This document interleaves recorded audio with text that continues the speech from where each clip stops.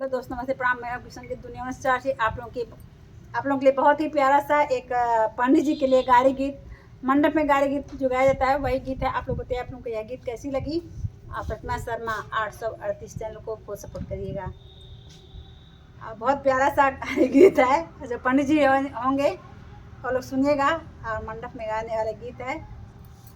अच्छा लगे तो कमेंट पंडित जी को गाय गीत कैसी लगी। प्रतिमा शर्मा 838।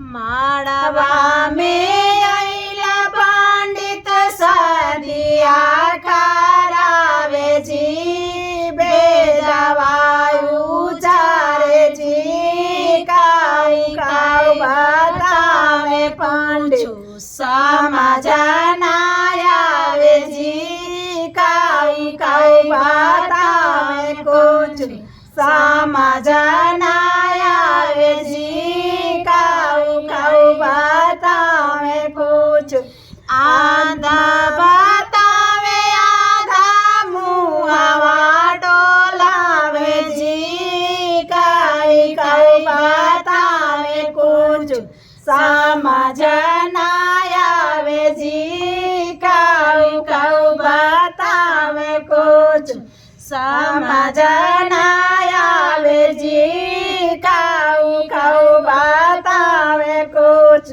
काहे के कैला पंडित माया मारुत जी टूटी गैला दात कुछ बोला ही ना पावे जी टूटी गैला दात सब बोला ही ना पावे जी टूटी गैला दात सब माड़वा में आइला पंडित सदिया करावे जी गुरुता पहिरे काई काई बतावे पंडित समझना आवे जी काऊ काऊ बतावे पंडित कुर्ता पहिरी आइला जूता सेट लगाई जी कावन हाथी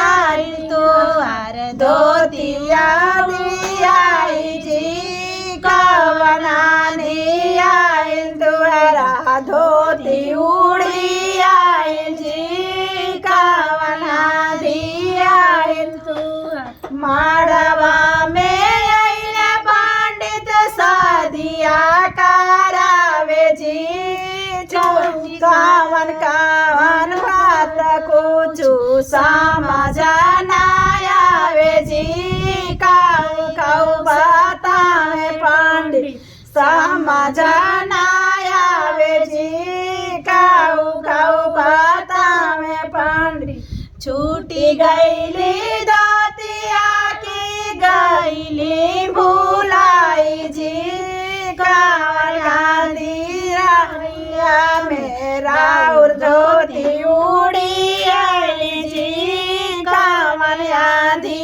आरिया में धोती उड़ी आई जी कावन गांधी आरिया माड़वा में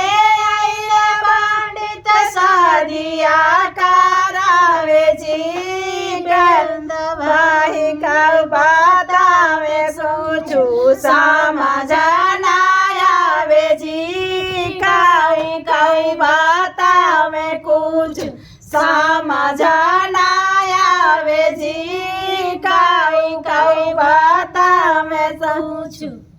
बाय बाय। आप लोगों को कैसा लगा धमाकेदार गीत आप लोग बताइए कमेंट के द्वारा कि पंडित जी की गीत कैसी लगी। तब तक के लिए बाय बाय। फिर नए वीडियो के साथ नए धमाकेदार वीडियो के साथ तब तक के लिए बाय बाय।